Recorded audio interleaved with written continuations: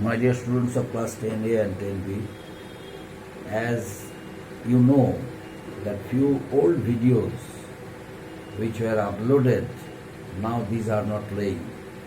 So it is due to your conveniences I have decided to re-explain old lesson number 1 and 2 of history for your conveniences.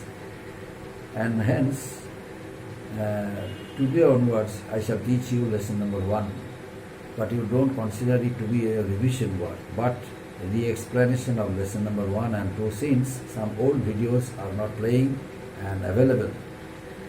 So it is due to your the conveniences I am going to do it. Now first point, outright wars, subsidiary alliance, doctrine of lapse, pretext of alleged misrule, discontentment of the Sipahis of Payore. First point, outright wars. You know who introduced the system of outright wars, means policy of paramountcy? You know, Lord Hastings. Lord Hastings introduced the policy of paramountcy, means outright wars. That means he declared, initially the British followed it. Before Lord Hastings introduced it, the early British rulers followed this system. But Lord Hastings recognized it, the system of outright wars, to be accepted. But the British actually followed the policy of outright wars. You know, in the year 1764, the British defeated the Confederacy of Mir Qasim, the Confederacy of Mughal Emperor Shah Alam II, and the Confederacy of, ruler of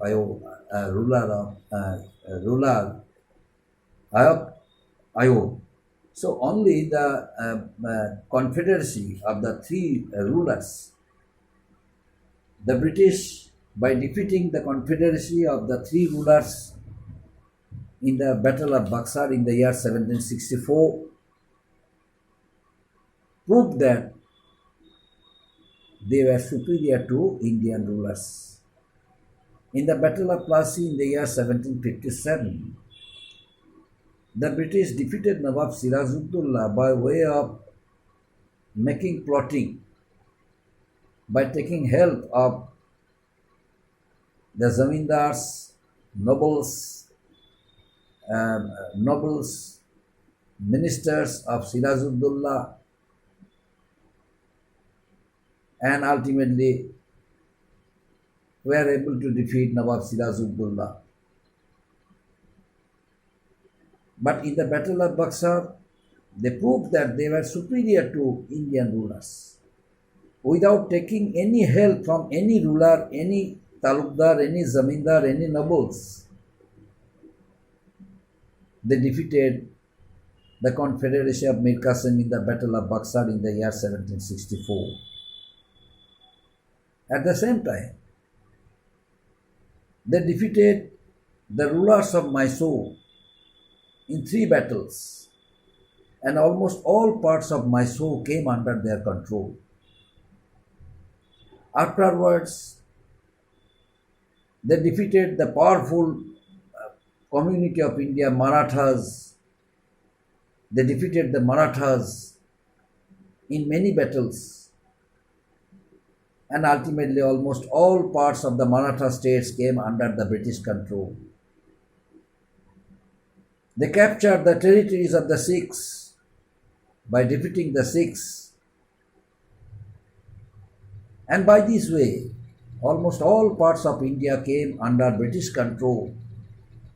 How? By declaring war, by declaring wars against Indian rulers, by defeating them, by establishing their influence that they were most powerful rulers. They were more powerful than Indian rulers. The people of India accepted them to be their rulers. How? By adopting the policy of outright wars, my dear students. This is outright wars. But when they adopted the policy of outright wars, they left no stone unturned in defeating Indian rulers. They defeated Indian rulers by hook or by crook. As a result, many innocent people were killed. They sacrificed their lives. But ultimately, the Britishers were able to establish their political supremacy in India. Next point, subsidiary alliance. You know, my dear students, who introduced the subsidiary alliance? It was Lord Wellesley who introduced the subsidiary alliance. Now, by introducing the subsidiary alliance, Lord Wellesley saved huge amount of money, because declaring war against Indian rulers resulted in huge expenditure of the British. The British ultimately came to a conclusion that almost all Indian territories came under their control, and all the rulers of India, they were inferior to them. They were not good strategists, they were not powerful. Their technique and method was not as good as the Britishers, as good as the British was not as good as the Britishers could apply. So now they decided to save money. Lord Wellesley, as a Governor General, introduced the policy of subsidiary alliance. Why? Because he decided to capture Indian states by way of the terms of the alliance without spending money. That means Indian states would be captured by the British, but no need to declare war against them, no need to spend money for them. There were certain terms of the subsidiary alliance.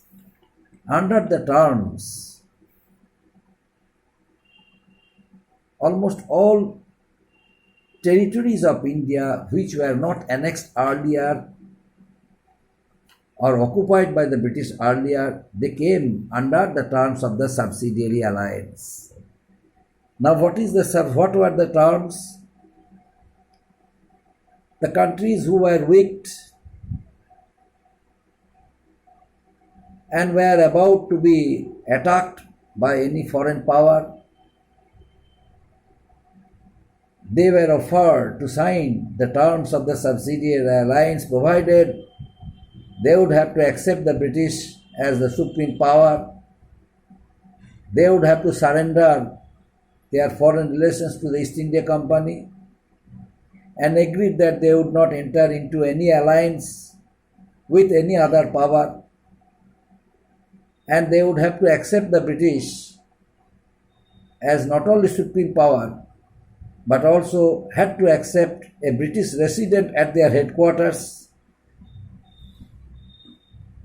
and they would have to agree to maintain a British troops at their own cost.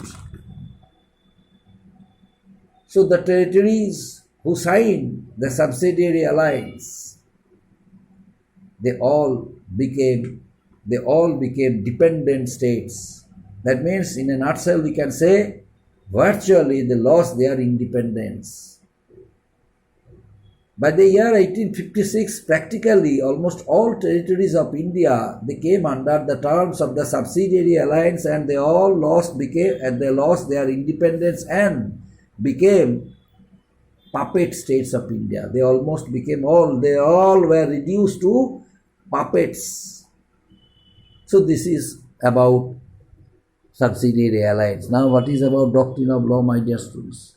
Doctrine of law, Governor General Lord Dalhousie introduced the doctrine of lapse. It was another step introduced by Lord Dalhousie. He found out one idea in order to capture rest of the Indian states without declaring war, by saving money, by draining Indian wealth for their own country, England. How? They declared that no Indian state would be declared to be legal state if they had no legal heir to their thrones, and they would have no right to adopt any son. But after the death of the ruler's wife would be given pension. But after the death of the deceased ruler, his wife would not have any right to adopt any son as the heir to the throne. Only the private property, his legal heir would be able to use private property, but not the territories. So the territories of the deceased ruler would come under British control. So this was the first and foremost term of the doctrine of lapse. After the death of Bajirao II, who was pensioned off by the British under the terms of the doctrine of lapse, his son's pension was stopped by the British. Who was he? He was Nana Saheb.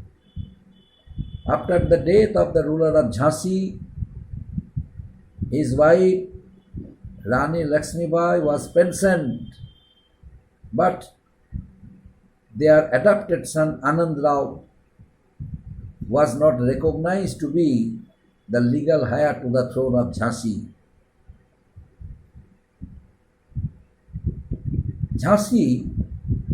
Rani of Jhansi felt insulted, challenged that system and declared war against the British.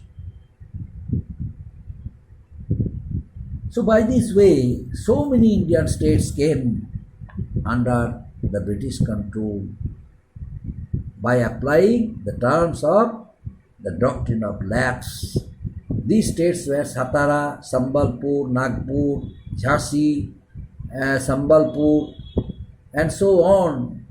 The principles of lapse also applied to them, and ultimately the British also were able to establish their influence on the Indian rulers. But the people of India, they all became very much anxious of the British rule. Their anger changed the entire circumstances, and they were thinking of starting a new movement against the British. And next point, alleged misrule. The British alleged misrule. Lord,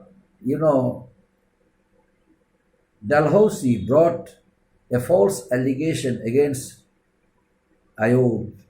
The ruler of Ayodh was a very peaceful one, but suddenly he brought an allegation against him that he was unable to govern his state successfully. So, by bringing false allegation of misgovernance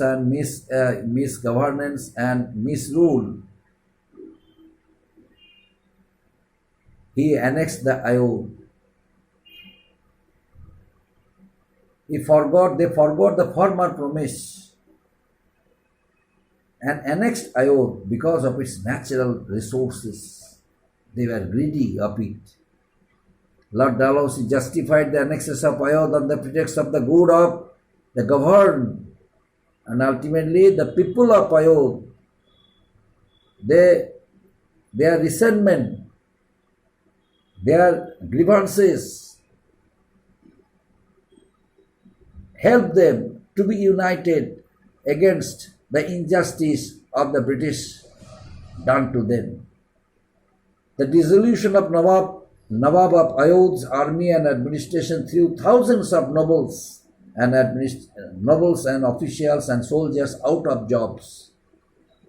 The British confiscated the estates of the talukdars, zamindars, and ultimately it resulted in great anger, resentment.